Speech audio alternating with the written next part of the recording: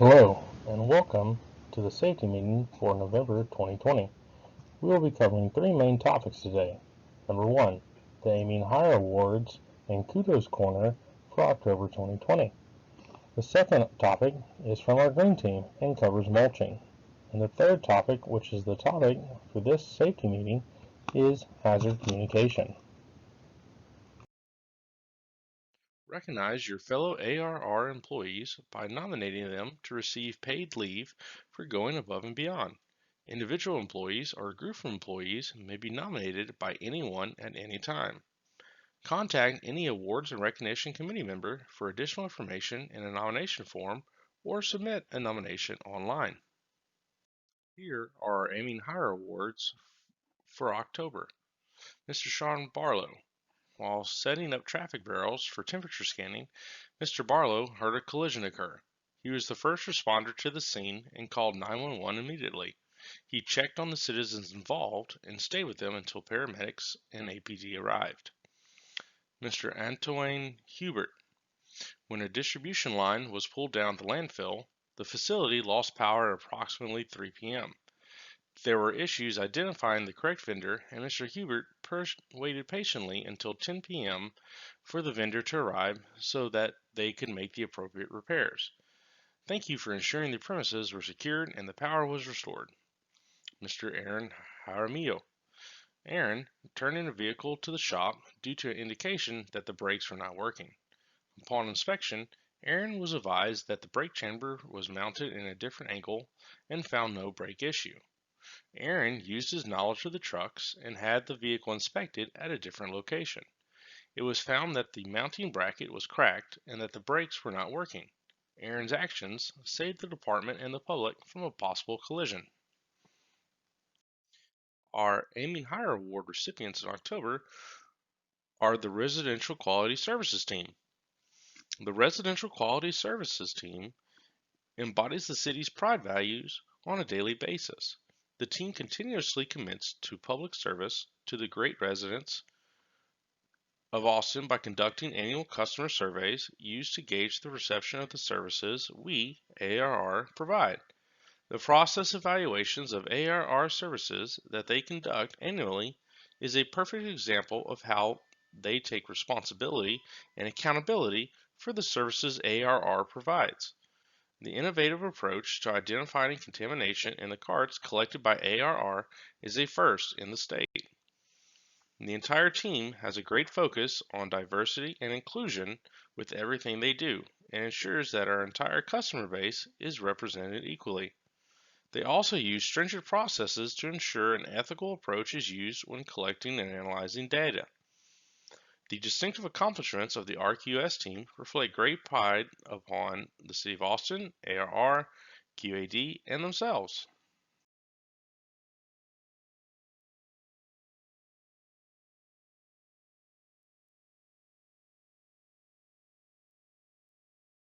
Our kudos recipients for October are Jaime Martinez and Jesse Nichols for receiving a customer compliment while working with the recycling team. The recycling team that comes to her neighborhood is extremely kind and helpful. Wanted to compliment Jesse Nichols and Jaime Martinez for great service. Other kudos recipients are David Calderon, Randy Knotts, Eric Ochoa, and Dario Thomas. The brush collection trucks came by this morning. Several of my neighbors had huge brush piles in the front of their houses. The crane operator did a great job picking up all the brush on our narrow, heavily wooded street. He dodged fences, trees, cars, and power lines. It is a pleasure to watch someone so skilled at his job. The fellow from the second truck also did a good job gathering the brush for the crane. The men really worked well together. Great job, ARR. Congratulations to our kudos recipients. How many of you have heard one of these old adages? If you don't remove the leaves, you'll kill the grass. A leafless lawn looks better. It's time to retrain your brain. Did you know that removing leaves actually removes important nutrients? How about a double doozy? You might even be repurchasing those nutrients in the form of fertilizer. We hope to inspire you to think more broadly about recycling today, specifically recycling your fall leaves. So, what is mulch anyway? Mulch is a type of non-living organic material that can be spread across the top of the soil. Mulch is used as a general term. There are a lot of materials that can be considered mulch. For example, newspaper, used with organic dyes, wood chips, bark, leaves, and straw. Shredded leaves are the most common mulch because it's free and it's already in the yard every fall. Leave those leaves. Consider them autumn's gift to you. There are several benefits of using mulch made from fallen leaves. It helps hold moisture in the soil so plants can get to the water they'll need to survive to Texas summers. More nutrients are left in the soil, making it healthier for plants to grow. Nutrients from leaves get composted over time and feed into next year's crop of grass. The nutrients also help feed microbes in the soil. This is really important because all plant life in your yard depends on healthy soil. Mulch naturally works to help suppress weeds. Mulching helps regulate temperature so plants keep cooler in the summer and stay warm in the winter. Green Team wants you to know that mulching really does matter. Using leaves, grass, and other organic materials as mulch reduces waste ending up in landfills. Mulching adds value to our environment, saves money you would have spent on water, soil, or chemical fertilizers, and helps the city reach zero waste, a critical step towards a sustainable city and planet. Leaves are a wonderful and free resource. However, leaving the leaves to lay where they fall isn't the best tactic. In fact, you want to prevent large piles of leaves, which can smother the grass. Instead, spread a thin layer onto your yard and mow over the leaves to mulch them up. If you're going for a cleaner look, rake the leaves into garden beds, flower beds, or as mulch around trees. It'll create a nice soil throughout the winter. If you have a section of the yard where you've already killed the grass, consider creating a leaf pile. By the spring, the lower part of the leaf pile will turn into rich, free soil, while the middle and top layers can be used as mulch or dug into spring garden beds as a soil amendment. And if you have a home composter, leaves are great to save to add to the pile throughout the winter. Lastly, if you have more leaves than you know what to do with, place leaves in your compost cart or in craft paper lawn/leaf bags.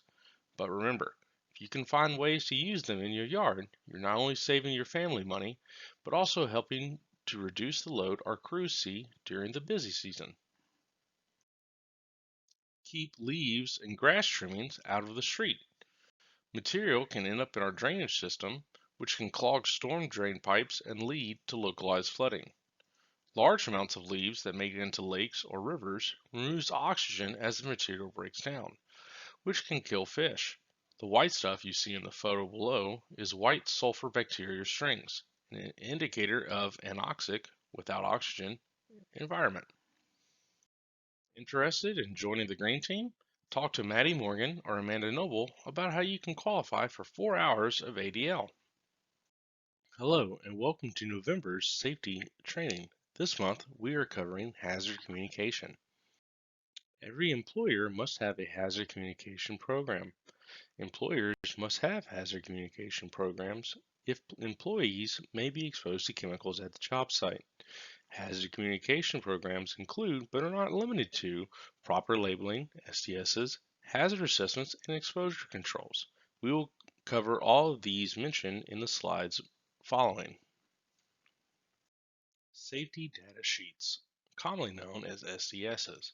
There's an example to the right hand of your screen. SDSs used to be known as MSDSs. This change was made in June 2015.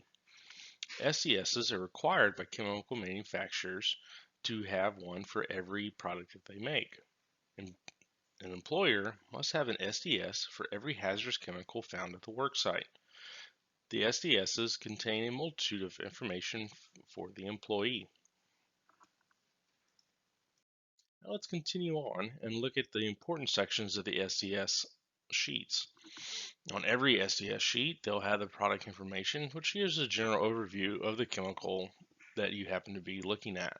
The important parts are the exposure situations, which would include what to do if you are exposed to it, what first aid needs to be rendered, hazard prevention and PPE, how to handle the material safely, and what cautions you should take while working with it. Also, the biggest part and the most important part to us is what PPE do you need to prevent you from getting exposed or affected by the chemical in question. Other information that's valuable are the ecological hazards, how to dispose of the chemical, and also if you're shipping it, what considerations are needed. The globally harmonized system of classification and labeling of chemicals, or for short, GHS. The GHS was developed by the UN to standardize chemical regulations amongst its member nations. The USA implemented GHS in 2012. This is not a binding law, so countries can pick and choose which pieces of the GHS to follow and which pieces not to follow. The biggest changes that the GHS brought us are to chemical labels and SDSs. The purpose of the GHS was to enhance worker comprehension of hazards, to reduce confusion amongst nations that spoke different languages, provide quicker access to information on labels and safety data sheets, and ultimately improve productivity. The picture that you see to the right hand side is common pictograms of GHS hazards. Pictured here is a map of those countries that have implemented GHS, countries that are in the process of implementing GHS, and countries where GHS is not implemented or not available. Take a moment and look over. Hazcom applies to any chemical known to be present in the workplace in such a manner that employees may be exposed under normal conditions of use or in a foreseeable emergency. This information can also help you with common household items. It is extremely important that all containers of chemicals are properly labeled. Hazard communication dictates the following labeling requirements. Labels must identify the hazardous chemicals contained within using either the chemical name or the common trade name. An example of this would be acetylene and its chemical name ethine. Labels or other forms of hazard warnings must be legible in English and prominently displayed on the chemical container or area of use. Labels must contain appropriate GHS hazard warnings and/or signal words. Container labeling. All chemical containers must be labeled with the following: the chemical name as stated on the SDS, manufacturer's name and address, hazard warnings for employee protection, including which target organs the chemical affects. It is very important to note that chemicals transferred to another container must be labeled with the chemical that you transferred. Here is an example of a GHS compliant label. Number 1 is the product identifier. Should match the product identifier on the SDS. Number 2, signal word. Either use danger when it's a severe hazard or warning when it's less severe. 3, hazard statements. A phrase assigned to a hazard class that describes the nature of the product's hazards. 4, precautionary statements. Describes recommended measures to minimize or prevent adverse effects resulting from exposure. Number 5, supplier identification. The name, address, and telephone number of the manufacturer or supplier. Number 6, pictograms. Graphical symbols intended to convey specific hazard information visually. What does hazardous chemical mean? Pre-GHS, hazardous chemical used to mean any chemical which is a physical hazard or a health hazard.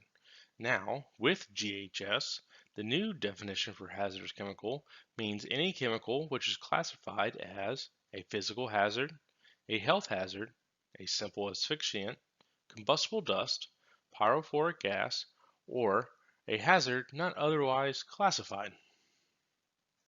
Chemical and health effects, routes of entry, or how does a chemical enter your body to do damage? Examples are inhalation through the lungs, ingestion into the stomach, absorption through the skin, and injection through a cut or with a needle into the bloodstream. Acute effects, signs and symptoms occur soon after an exposure. With acute effects, this could take up to 24 hours. After 24 hours, we then go into chronic effects. Signs and symptoms occur after repeated or long-term exposure. Pictured are some of the target organs that chemicals will attack. Safe work practices. It is important to use the following safe work practices whenever you use hazardous chemicals. Obtain and read the safety data sheets prior to starting work. Eliminate the use of hazardous chemicals or substitute for less hazardous chemicals whenever possible. Limit the volume of hazardous chemicals to the minimum needed. Keep the work areas clean and orderly. Provide means of containing the material if primary containers break or spill. You can use secondary containment or sorbent material. Implement engineering and/or administrative controls to reduce exposure. Use necessary personal protective equipment, gloves, eye protection, etc. Chemical storage. The proper separation of chemicals during storage is necessary to reduce the possibility of unwanted chemical reactions caused by accidental mixing. Use either distance or barriers to isolate chemicals into the following groups: acids, bases, flammables, and oxidizers. Always store chemicals in a well-ventilated area and avoid stockpiling chemicals by purchasing only what is needed. Conduct periodic cleanouts to minimize the accumulation of unwanted chemicals. Thank you for watching this month's safety meeting. Please notify your supervisor or single point of contact when you complete the video. Remember, always wear your mask, keep your distance, and stay safe.